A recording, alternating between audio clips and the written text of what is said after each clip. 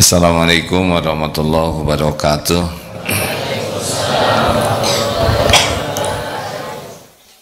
Alhamdulillahi rabbil alamin alladzi khalaqal mauta wal hayata liyabluwakum ayyukum ahsanu amala wa huwal azizul ghafur. Allahumma salli ala sayyidina Muhammad wa ala alihi wa ashabihi ajma'in. Orang yang sukses bukan orang yang kaya, bukan orang yang gelarnya paling panjang, bukan orang yang paling terkenal, bukan orang yang paling keren. Orang yang sukses di dunia ini adalah orang yang paling takwa. Inna akramakum indallahi atqakum. Ingat baik-baik, orang yang sukses cirinya nanti ketika meninggal husnul khotimah. Mau punya apapun, kalau matinya su'ul khotimah gagal. Dan husnul khotimah ini hadiah dari Allah. Akhir yang baik adalah bagi orang-orang yang memang baik. Kesuksesan yang paling asli adalah siapa manusia paling sukses adalah orang yang masuk ke dalam sorga. Itu sukses. Mau apapun di dunia dapatnya, kalau akhirnya jadi ahli neraka, maka dia gagal. Apa yang paling memudahkan orang bisa jadi sukses? Tahu apa deh? Cirinya apa? Akhlakul karimah. Nabi itu diutus ke bumi, innama bu'itstu liutammima makarimal akhlak. Sesungguhnya hamba diutus ke bumi hanyalah untuk menyempurnakan kemuliaan akhlak. Sebelum Nabi diutus, di Arab sudah ada beberapa akhlak baik. Memuliakan tamu, setia, banyak yang baik. Tetapi yang disebut sempurnanya akhlak adalah akhlak itu dilakukan karena Allah sebagai ibadah. Karena ada orang yang berbuat baik agar dianggap sebagai orang baik. Ada yang berbuat baik supaya orang jadi baik ke dia. Ada orang yang berbuat baik supaya orang tidak berbuat jelek. Dalam Islam, berbuat baik itu cuma satu sebabnya. Apa? Mengapa kita berbuat baik? Agar Allah ridho kepada kita. Timbangan terberat di akhirat itu bukan sholat.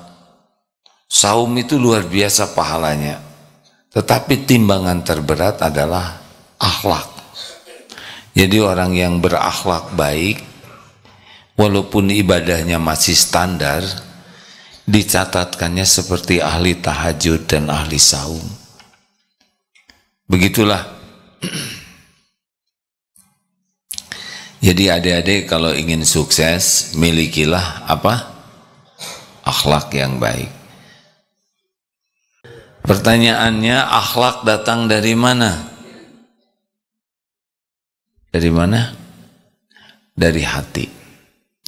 Ala inna fil jasadi mudghah, idza salahat salahal jasadu kulluh, wa idza fasadat fasadal jasadu kulluh, ala wahia al-qalb. Ketahuilah dalam jasad ini ada segumpal daging, sesuatu yang kalau dia baik, baik seluruhnya, kalau dia buruk, buruk seluruhnya. Itulah yang dinamakan qalbu. Jadi kalau orang ingin punya akhlak yang baik, yang diperbaiki apa? Hatinya. Mungkinkah seperti ini? Dia itu perkataannya aja yang jelek, padahal hatinya baik. Mungkin tidak? Tidak. Kalau hatinya baik, perkataannya baik. Karena mulut ini seperti moncong teko, hanya mengeluarkan isi teko. Di dalam bening keluar bening, di dalam comberan keluar comberan. Maka kalau orang hatinya baik, perilakunya juga akan baik. Akhlak itu apa sih? Akhlak itu secara sederhana adalah respon spontan. Sekarang ini tidak kelihatan akhlak yang aslinya. Akhlak yang asli kita nanti bisa terlihat kalau ada kejadian yang membuat kita bereaksi, apakah kejadian itu yang kita sukai atau yang tidak kita sukai. Biasanya kita ada reaksi spontan. Nah, reaksi spontan itu yang tidak dipikirkan terlebih dahulu, perkataan dan perbuatan ini akan menunjukkan akhlak kita.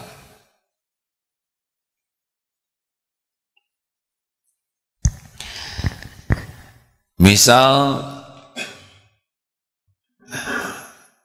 nilainya bagus, akan kelihatan akhlaknya. Termasuk yang nilainya jelek juga kelihatan akhlaknya. Cilaka, nah cilaka adalah akhlaknya. Kalau yang bagus bagaimana ketika dipuji? Alhamdulillah. Ketika ada musibah, innalillah. Pokoknya orang akan nampak reaksi spontannya. Makanya kalau orang terus melatih dirinya, melatih hatinya, nanti reaksi-reaksi spontannya itu baik. Apakah akhlak bisa berubah seketika? Akhlak itu perjalanan panjang. Apa yang membuat orang mudah akhlaknya menjadi baik? Iman. Makin hatinya kuat imannya, keyakinannya kepada Allah, akhlaknya makin baik. Langsung itu. Makanya kalau ingin negeri ini akhlaknya baik tapi tidak pernah dididik keimanannya, susah. Contoh sekarang, zaman handphone, sulit sekali orang berhenti melihat maksiat dari handphone kecuali orang yang yakin ada Allah yang sedang memperhatikan dirinya. Anak-anak, jangankan anak-anak, orang tua juga banyak yang jadi munafik di masjid, ke masjid pakaian islami, kopiah, bahkan ngajar agama, bahkan jadi imam, bahkan dakwah, tapi kalau dalam kesendirian sibuk melihat maksiat dalam kesendirian. Apa yang bisa menyebabkan begitu? Kurang iman. Kalau orang imannya kuat, ada orang, tidak ada orang, Allah ada. Orang lihat, orang tidak lihat, Allah lihat. Hanya keimanan yang makin kuat yang bisa mengerem seseorang dari perbuatan maksiat. Kenapa orang ngobrol sesukanya? Kurang iman. Kalau orang imannya makin kuat, tidak tertarik banyak bicara. Kenapa? Karena setiap perkataan pasti didengar oleh Allah, setiap perkataan pasti dicatat oleh malaikat. Ma yalfizu min qaulin illa ladaihi raqibun atid. Dan setiap perkataan ini pasti kembali kepada kita. Tidak ada yang tidak ada balasannya. Makanya orang yang imannya kuat tidak tertarik bicara kecuali falyakul khairan aw liyasmut. Kalau kurang iman, gampang celetak-celetuk, gampang berkomentar, segala diceritakan, segala diperdebatkan, karena tidak yakin perkataannya ini akan dihisab. Adik-adik, karena ini banyak tamu, kalau ingin akhlaknya baik, latihlah dengan 3 sa. Sa yang pertama apa, Dek? Jawab santri. Saya aman bagimu. Al-muslimu man salimal muslimuna min lisanihi wa yadihi. Ciri orang Islam yang baik adalah orang lain aman dari gangguan lisan dan tangannya. Jadi kalau ingin tahu ini Islamnya baik atau tidak, gampang, dia ganggu orang tidak. Makin bagus keislaman seseorang, dia tidak ada orang lain yang dirugikan. Bukan hanya orang, binatang, pohon, alam tidak dirugikan. Ingat ya, makin banyak merugikan orang lain, makin jelek keislamannya dan makin banyak musibah yang akan menimpa dirinya. Karena setiap perbuatan akan kembali kepada siapa? Kepada pembuatnya. In ahsantum ahsantum li anfusikum wa in asatum falaha. Jika kamu berbuat baik, maka kebaikan itu untuk dirimu sendiri. Jika kamu berbuat buruk, jahat, jelek, itu menimpa. Jadi siapa sebetulnya yang membuat kita banyak sengsara? Jawab. Yang mencelakakan diri kita tuh aslinya siapa? Kalau adik-adik ingin tahu nasib yang akan dijalani, lihat saja kelakuannya. Kalau kita banyak nyakitin orang, siap-siap saja hidup kita akan banyak didera penderitaan. Karena setiap keburukan yang kita lakukan kembali. Maka kalau mau jadi orang baik, latihan pertamanya adalah saya aman bagimu. Kalau mau bicara, pilihlah kata-kata yang tidak melukai hati siapapun. Hei ndut, aman tidak bicara begitu?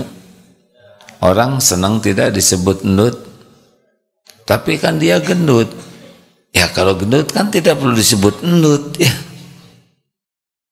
Jangan berkata kecuali dipertimbangkan dulu. Karena setiap kali kita melukai hati orang lain, kita akan dilukai. Tidak ada yang meleset. Setiap perbuatan kembali kepada pembuatnya. Jelas? Kira-kira orang yang suka ngebully itu akan bahagia hidupnya? Tidak. Dia akan dapat balasan. Mungkin yang dibully tidak membalas, tapi nanti balasannya dari mana saja. Mungkin tiba-tiba ada genteng jatuh 50 biji kena kepalanya. Mungkin tiba-tiba datang anjing yang pengen ngegigit kakinya. Atau dia dekat dengan kuda, lalu diberikan oleh kuda namanya cap kaki kuda, ya. Disepak kuda. Kenapa saya nyakitin orang, kok kuda yang ngebales? Ya kan setiap perbuatan ada balasannya. Famay ya'mal mithqala dzarratin khairan yarah wa may ya'mal mithqala dzarratin syarran yarah. Maka kalau ingin jadi orang yang bahagia, berakhlak baik, pertimbangkan setiap mau bicara, mau berbuat, jangan sampai merugikan orang lain. Kalau merokok kira-kira merugikan orang lain tidak?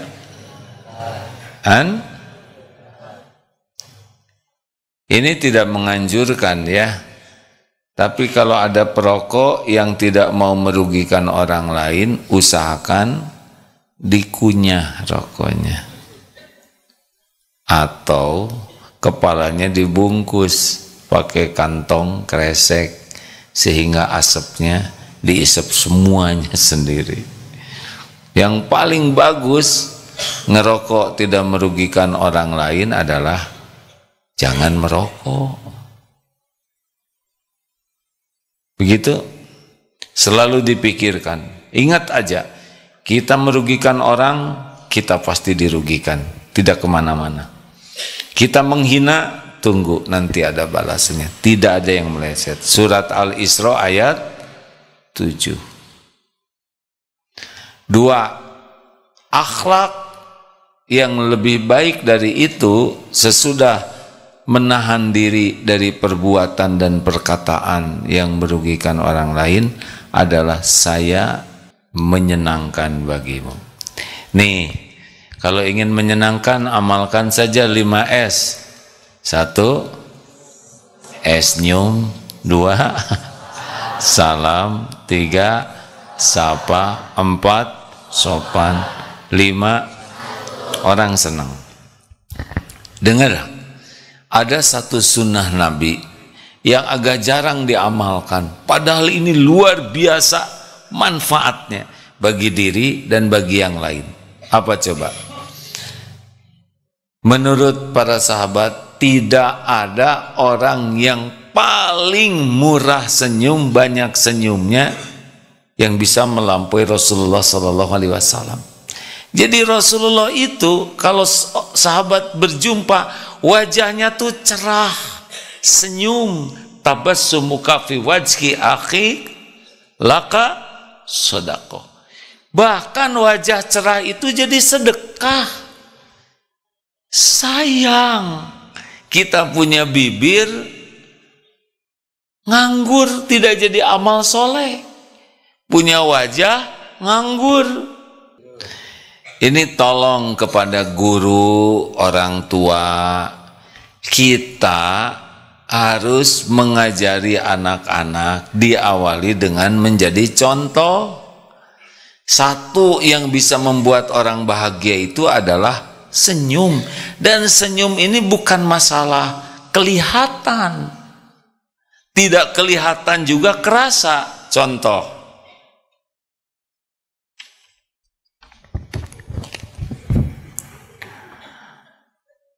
Halo, Ibu, Bapak, apa kabar? Ini sedang nelpon. Baik-baik. Lagi apa, Nak? Sedang senyum. Senyum tidak? Kira-kira senyum tidak? Lagi apa, Nak? Sedang senyum, Bu. Apa kabar, Ibu, Bapak? Sehat? Senyum tidak? Ternyata senyum itu nggak usah kelihatan aja kerasa. Suatu saat diundang ceramah di call center. Tahu call center? Tempat yang nerima telepon. Banyak. Meja-meja ada telepon. Yang menarik adalah tiap meja ada cermin bulat.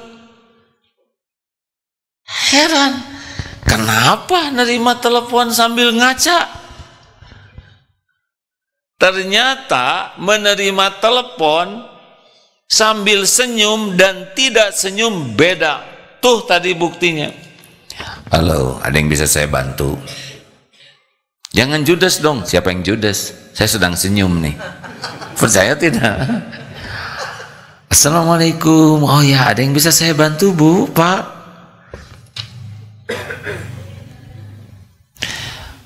Kenapa kita tidak mengamalkan sunnah ini? Kita senyum bukan untuk kelihatan cakep, bukan untuk kelihatan indah, tapi senyum itu ibadah. Niatnya adalah membahagiakan orang lain. Betul? Kenapa suami bangun tidak lihat istrinya dengan senyuman? Ibu, kenapa jadi begini? Ini tesnya sedekah.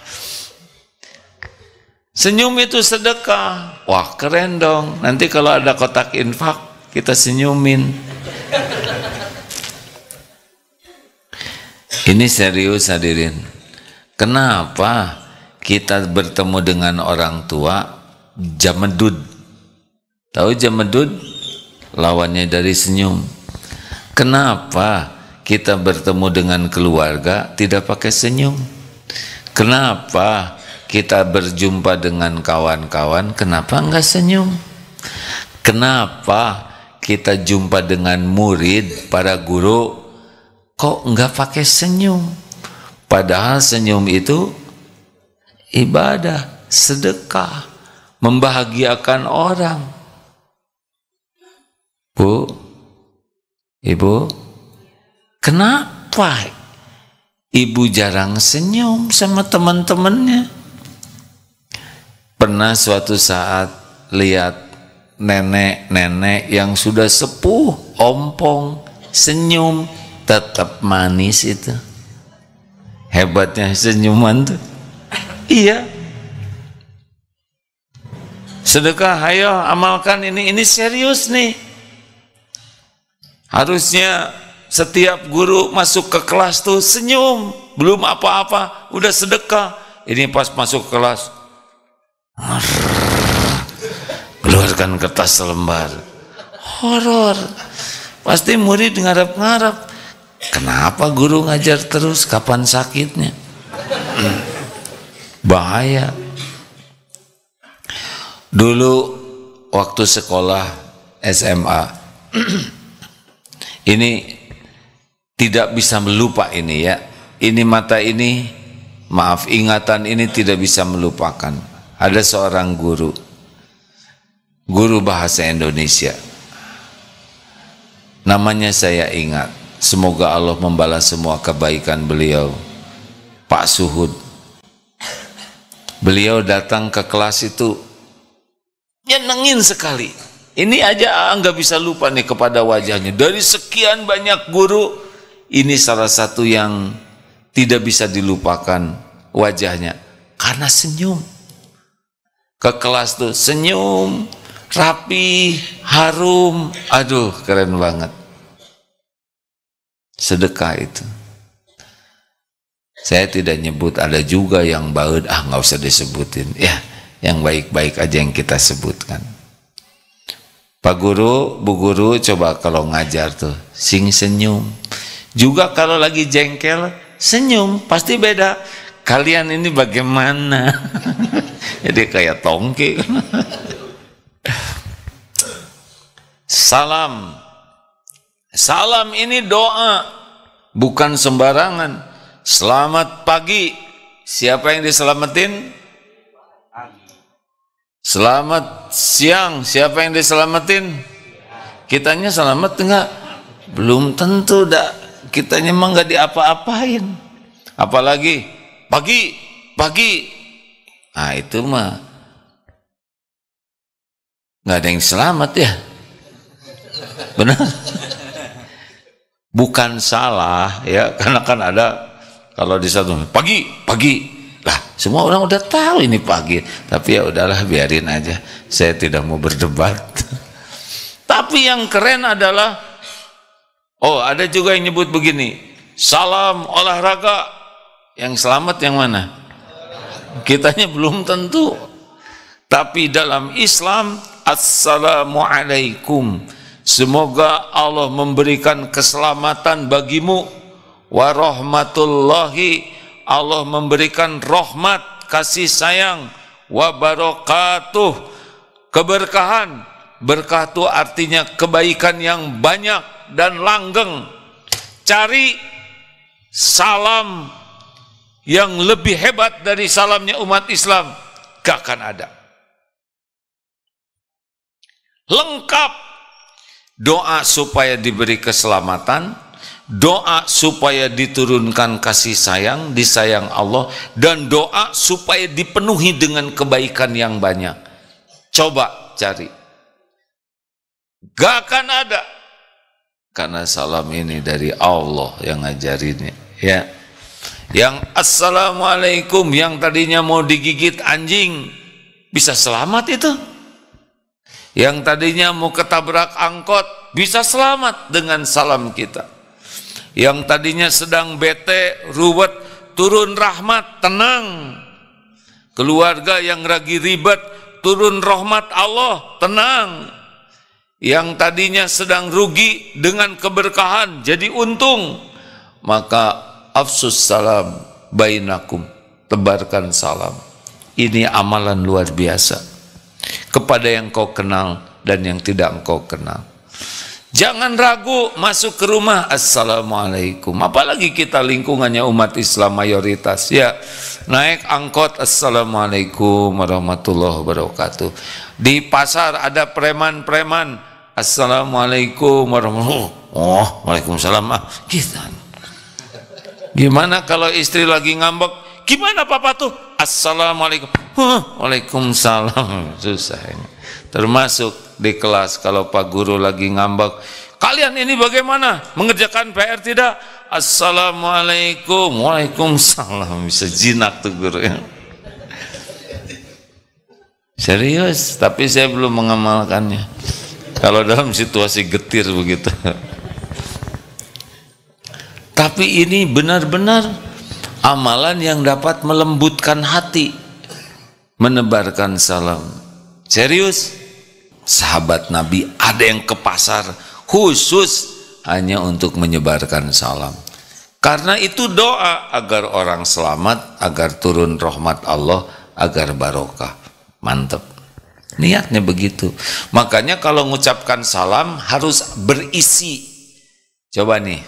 Assalamualaikum warahmatullahi wabarakatuh.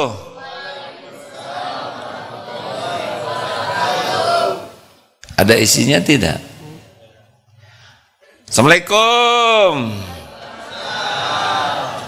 Nah, kalau pelit ya kayak gitulah. Tapi tidak usah juga didramatisir. Assalamualaikum warahmatullahi. Ini acting. Jadi horor ya kan? Ya kebayang kalau masuk ke dalam rumah. Assalamualaikum. Normal-normal saja. Tapi ada di hati ingin agar orang diberi keselamatan, disayang dan diberkahi. 3, sapa. Nyapa ini mencairkan suasana. Biasakan menyapa dengan niat yang baik.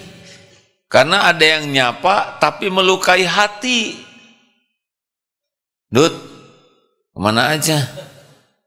Berapa kuintal sekarang? Kuintal kan karung. Hati-hati. Hey, black magic. Karena hitam disebut Hajar Aswad di sini. Ini makin ngawur. Hati-hati, ada yang nyapa tapi jadi dosa. Nyapa tapi jadi masalah. Jangan segala ditanya kalau nyapa, ya. Pas reuni, udah punya anak berapa? Tidak semua orang punya anak. Mana istrinya nggak diajak? Tidak semua orang punya istri. Nggak usah segala ditanya. Itu mobil udah lunas belum? Apa-apaan? Kecuali kalau mau bayarin. Benar? Ada yang suka nanya. Bahkan nggak usah nanya ibadah. Yang sunnah, tadi malam tahajud tidak? Mau apa nanya itu? Sedang saum gak nih? Kalau mau nyuguhin, suguhin aja. Kecuali Ramadan. Nanti bisa jadi ujian buat yang ditanya. Betul? Ini hari Senin nih, saum tidak nih? Tadinya udah ikhlas. Jadi takut ketahuan jadi bohong. Tidak, dosa. Gara-gara ditanya. Diam aja disangka sombong. Saum tidak. Jadi judes ya kan, gara-gara ditanya jadi dosa. Atau jadi ria. Saum tidak. Ya. Sebetulnya hari Senin ini bukan saum Senin Kemis, tapi saum Daud. Karena saya itu biasa saum Daud. Sudah 5 tahun saum Daud. Tapi saya rahasiakan. Dan kesempurnaan saum Daud itu hanya dengan tahajud. Alhamdulillah tiap malam saya tahajud. Itu pun saya rahasiakan. Jadi habis pahalanya. Gara-gara si Eta tah yang nanya ya kan. Cicing mana? Jangan segala ditanya. Jelas? Kalau mau nyapa yang baik, yang membuat orang bahagia. Assalamualaikum, ibu awet muda, bohong nyeri hati, sakit hati. Lagi ngomong gitu, tiba-tiba datang cucunya, nenek kok tua banget, jadi. Dah. Kalau mau duduk, permisi dulu, ya. Kalau mau naik angkot, pakai sapaan yang baik. Assalamualaikum, maaf saya di pojok sana. Enak. 4, sopan. Ini yang sering dicontohkan. Maaf ya, murid-murid, bandingkan dengan jempol. Mana yang lebih enak, telunjuk atau jempol? Jawab. Padahal saudara belum pernah ngemut jempol saya, tapi enak. Mana yang lebih enak, ditunjuk pakai jempol atau pakai tangan terbuka? Aneh, ini ada rasanya. Kenapa ada rasanya? Padahal tidak kena. Begini, karena yang mengeluarkan itu ada rasa di hati. Ketika telunjuk kita menunjuk wajah orang, kita tuh sedang merasa lebih tinggi dari, lebih mulia, lebih tinggi derajatnya daripada yang ditunjuk. Karena telunjuk ini biasanya hanya nunjuk kepada orang yang kita anggap lebih rendah. Buktinya telunjuk ini tidak pernah keluar ke atasan. Benar?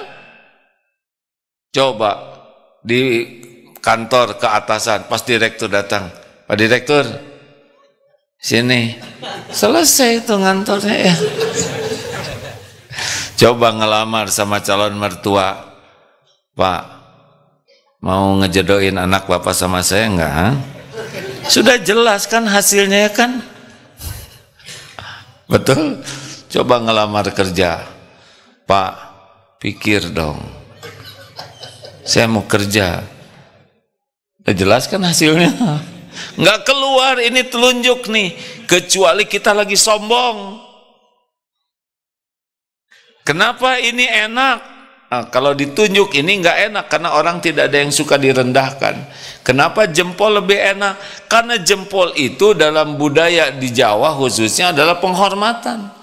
Kalau kita menghormati pasti begini. Coba datang presiden. Presiden duduk di situ ya. Ini kenapa ini lebih enak? Rasulullah tuh begini. Telunjuk punya, jempol punya, tangan terbuka punya, yang mengeluarkan apa? Kesopanan di hati kita. Sini. Boleh tolong ke sini? Kita punya kata-kata itu, benar? Ambilin sepatu. Punten, tolong ambilkan sepatu. Enak yang mana? Enak yang sopan, bukan? Anak-anakku sayang, bisa dikeluarkan kertas lembar, kita akan nambah kebaikan dengan PR-nya, ya. Keluarkan kertas lembar. Itu kan horor. Kita punya kata-kata yang baik. Kenapa kita tidak keluarkan? Kita punya sikap yang baik. Kenapa tidak kita keluarkan? Akhlak seorang muslim adalah wa ahsinu innallaha yuhibbul muhsinin.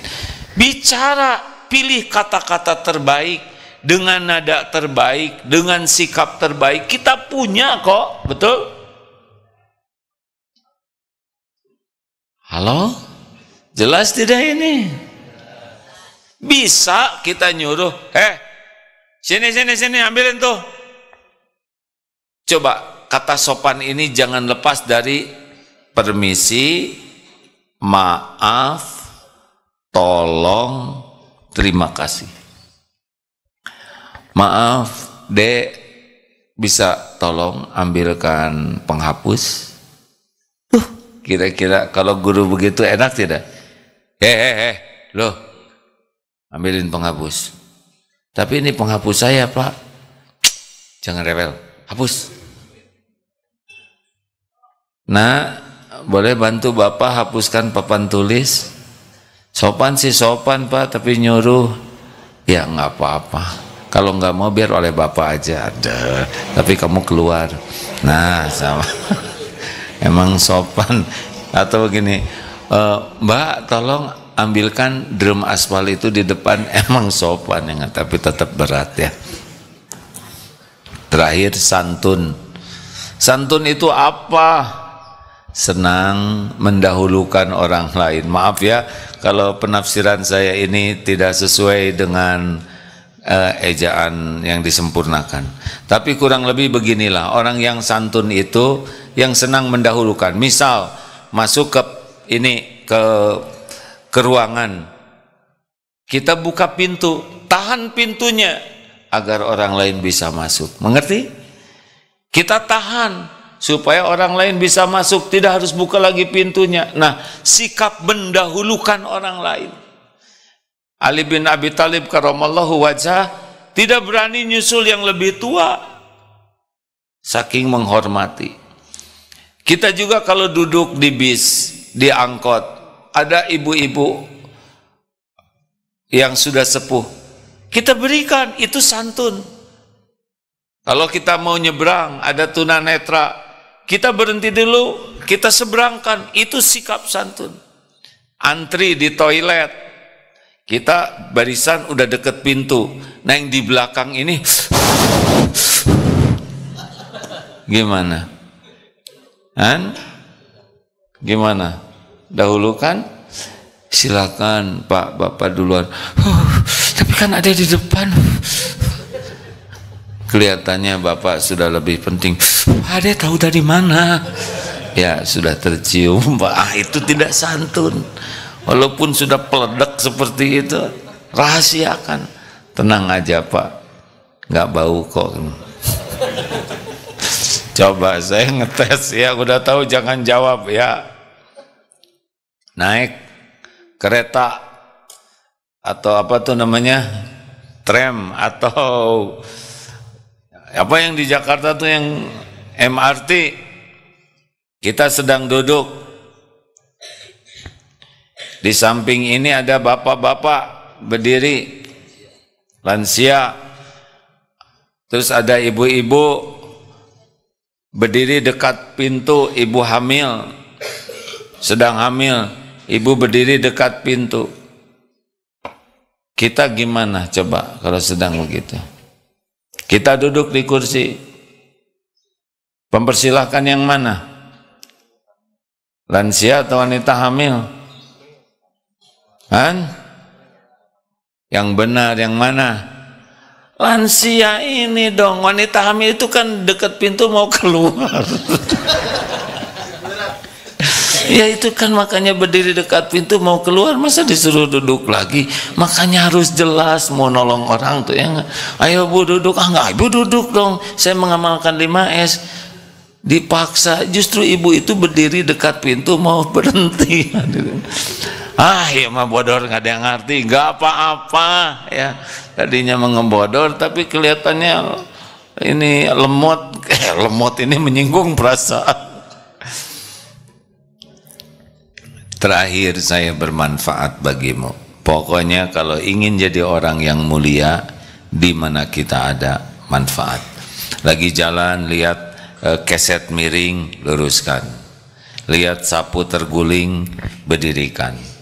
Terus saja, sekecil apapun, tidak ada yang kecil dalam pandangan Allah kalau ikhlas.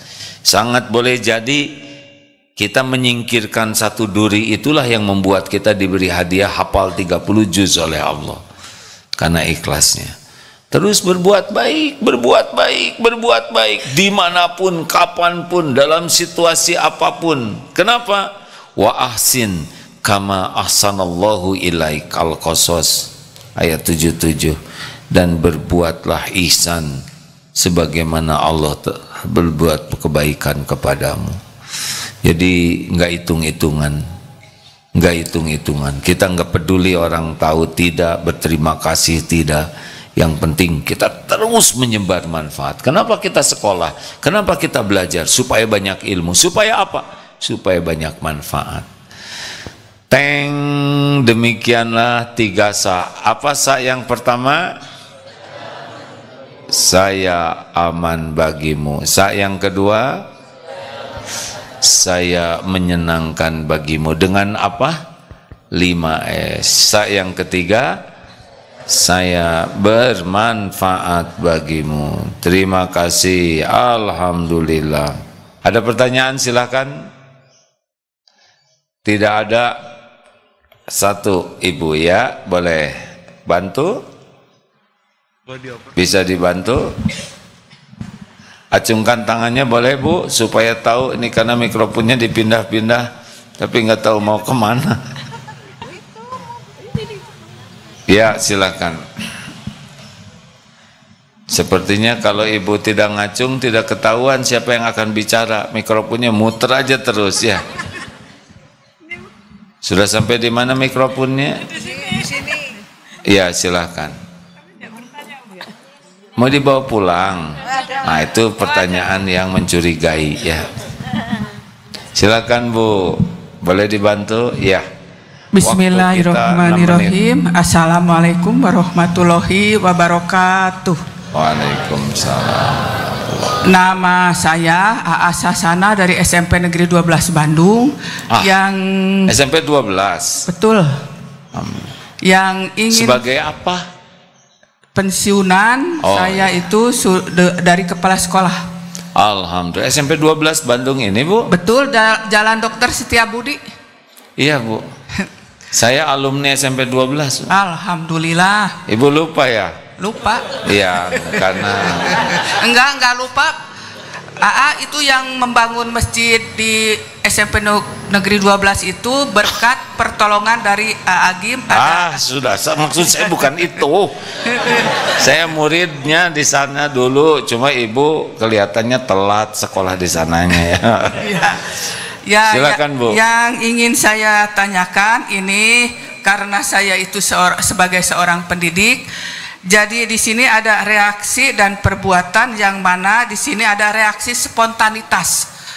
Reaksi spontanitas, jadi antara perbuatan dengan hati itu harus seimbang.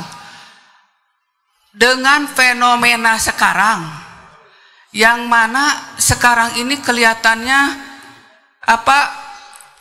banyak sekali ketimpangan-ketimpangan di masyarakat. Artinya dalam etika, sopan gitu masih kurang optimal. Yang mana katanya ini nggak tahu tapi ya.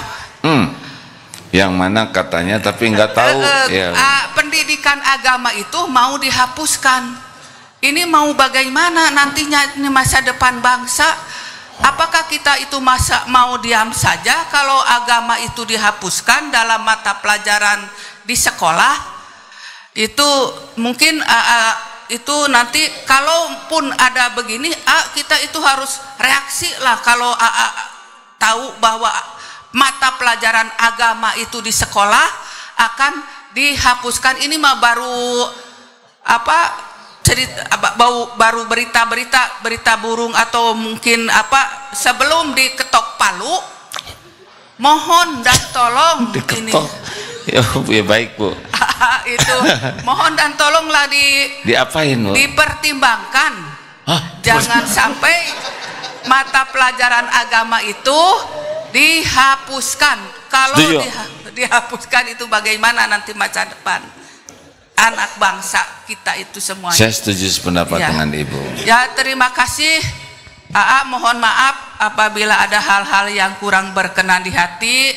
Mohon maaf terima kasih sekali. Wassalamualaikum warahmatullahi wabarakatuh. Waalaikumsalam. Saya sependapat dengan ibu bu. Ya sudah bu gitu. Ini kabar burung bu. Burungnya juga nggak jelas, burung apa, terbang dari mana. Tenang aja bu, banyak yang berpikir lebih dalam daripada kita untuk membantu sebangsa ini lebih baik ya. Insya Allah tidak akan dihapuskan ya. Kita lebih fokus sekarang bagaimana kita belajar dan mengamalkannya supaya jadi bukti bahwa belajar agama itu solusi. Itu ya. Terima kasih Ibu Kepala Sekolah, alumni Kepala Sekolah ya. Terima kasih sahabat-sahabat sekalian, jam 6 sudah menjelang, semoga ada hikmah dan manfaat. Kita tutup dengan doa akhir majlis. Subhanakallahumma bihamdik, asyhadu an la ilaha illa anta, astaghfiruka wa atubu ilaik. Assalamualaikum warahmatullahi wabarakatuh.